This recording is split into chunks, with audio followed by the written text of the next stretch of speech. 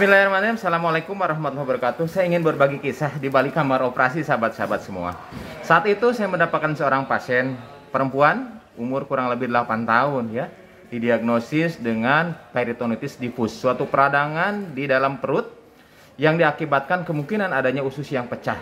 Saat itu telah terjadi sepsis, artinya kuman telah menyebar ke seluruh darah dan menyebar ke seluruh otak, menyebar ke seluruh bagian organ-organ penting sampai terjadi penurunan kesadaran pada saat itu.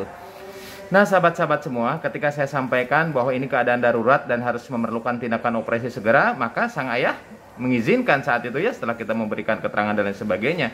Silakan Pak Dokter, lakukan operasi. Saya bilang begini Pak, ini bukan operasi ringan, ini operasi besar yang memang resikonya kasarnya antara hidup dan mati.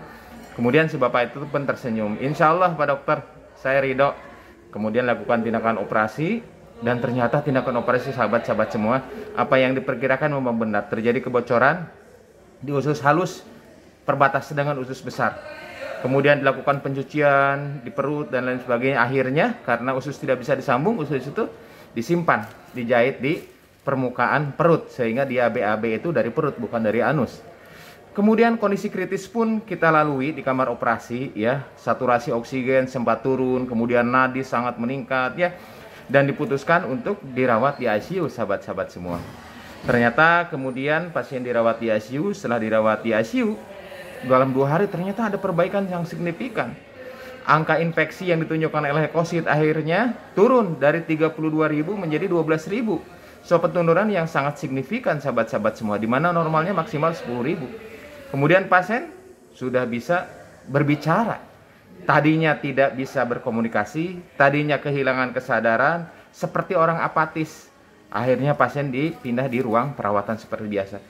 Nah, ketika saya berkomunikasi, menurut saya ini ada beberapa hal yang memang di luar kebiasaan, di mana resiko kematian sangat tinggi, di mana triage of death itu ada ketiga-tiganya. Saya komunikasi dengan ayahnya, Pak, alhamdulillah operasi ini lancar Pak. Kira-kira doa apa sih yang Bapak lanjutkan, yang Bapak lantunkan?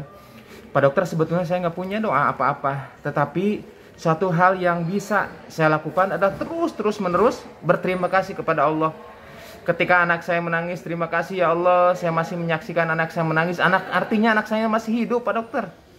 Ketika masuk kamar gawat darurat juga, saya berterima kasih ya Allah, terima kasih anak saya masih sempat dibawa ke instalasi gawat darurat. Ketika dokter mengatakan operasi, saya juga demikian Dok. Alhamdulillah ternyata anak saya masih bisa untuk ditolong. Dan alhamdulillah dokter mau menolong anak saya. Ketika keluar dari kamar rumah sakit, kamar operasi, saya bilang Pak ini harus ke ICU. Saya bilang apa? Kata orang tua itu, saya terus bersyukur ya Allah. Alhamdulillah ya Allah, anak saya ternyata masih hidup menjalani masa-masa kritis ketika operasi, dan alhamdulillah bisa masuk di ICU.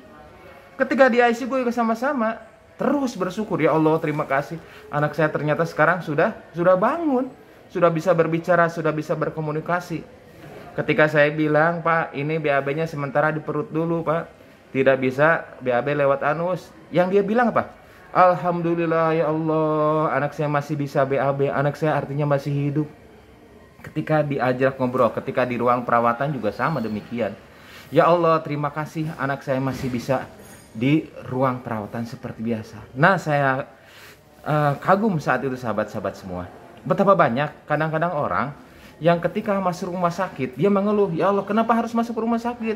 Ya Allah kenapa harus masuk ke IGD? Ya Allah ternyata harus dioperasi, kalau bisa mah jangan dioperasi. Ya Allah ternyata kok masuk ke ICU.